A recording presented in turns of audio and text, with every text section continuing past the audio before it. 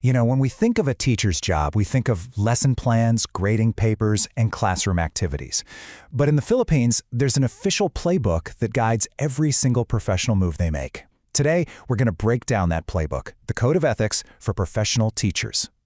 Right from the very first line of the preamble, the code sets an incredibly high bar. It doesn't start with skills or duties. Nope, it starts with character. It defines teachers by their dignity, their reputation, and their high moral values. That tells you everything you need to know. Teaching isn't just a job, it's a noble calling.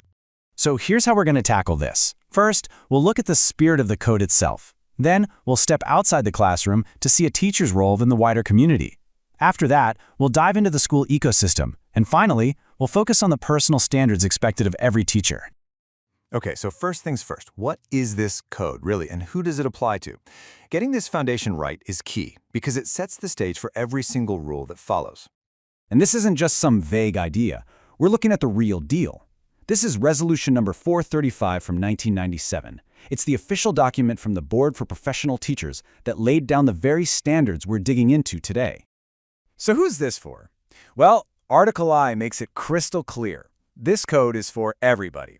It covers every single professional teacher in the Philippines, whether they're in preschool or high school, public or private. It's the one single standard for the entire profession. A teacher's responsibility doesn't just stop when the bell rings. The code actually pushes their role outward, first into the local community and then all the way up to the national level. At the highest level, Article 2 describes the teacher as a trustee of the nation's heritage. Think about that word for a second. A trustee is someone you entrust to protect something incredibly valuable. So their job isn't just to teach subjects, it's to safeguard our culture, build national pride, and uphold the Constitution. Now, let's zoom in to the local level. Article 3 sees the teacher as a community leader, both intellectually and morally. They're not just there for the kids. They're expected to be catalysts for learning and progress for the whole community, even taking part in local movements. All right, let's bring it back inside the school walls. A school is a really complex place, right? It's an ecosystem. And the code gives teachers a map for how to navigate all those critical relationships with their colleagues, their bosses, and of course, their students. You can see two very different kinds of relationships here. With colleagues, Article 5 is all about building a culture of trust, loyalty, and confidentiality. But with school officials, Article 6 is about respecting the system, supporting policies, and going through the proper channels. It's all about that balance between peer support and institutional order.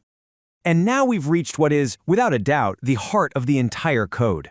Article 8, the relationship between the teacher and the learner. You could argue that every other rule we've talked about is really there to protect and strengthen this one core responsibility. The message here could not be any clearer. The student comes first, period. Section 2 of Article 8 states that a teacher's #1 concern has to be the learner's well-being. This is the bedrock of fairness in the classroom, making sure every single student is treated justly and without bias.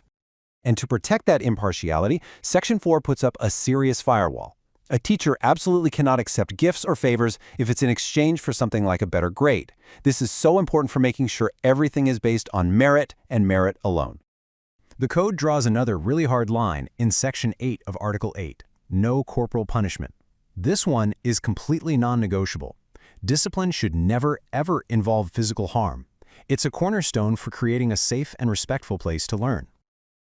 Education is a team sport, and Article 9 basically gives teachers a 3-step game plan for their partnership with parents. First, build a good relationship. Second, keep them in the loop on their child's progress. And third, if there's a problem, listen with sympathy. All right, for our last section, we're going to zoom right in on the teacher themselves. The code makes it pretty clear that being a professional teacher isn't just a hat you wear from 9 to 5. It actually shapes who you are as a person.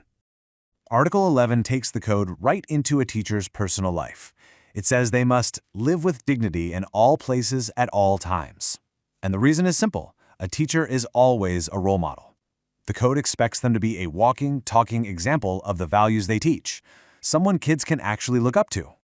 This same level of professionalism applies to business and money too. Article X says teachers need to have a good financial reputation and, this is a big one, they have to avoid any business dealings that could create a conflict of interest. Anything that might get in the way of their main duty to their students is a no-go. So when you pull it all together, it's pretty obvious this code is so much more than just a list of do's and don'ts.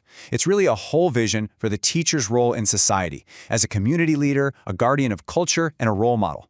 It really frames teaching as this profound commitment to the nobility of the profession.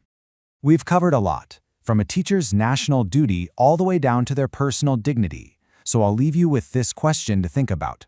In this entire detailed playbook, what do you think is the single most important principle for a teacher to uphold?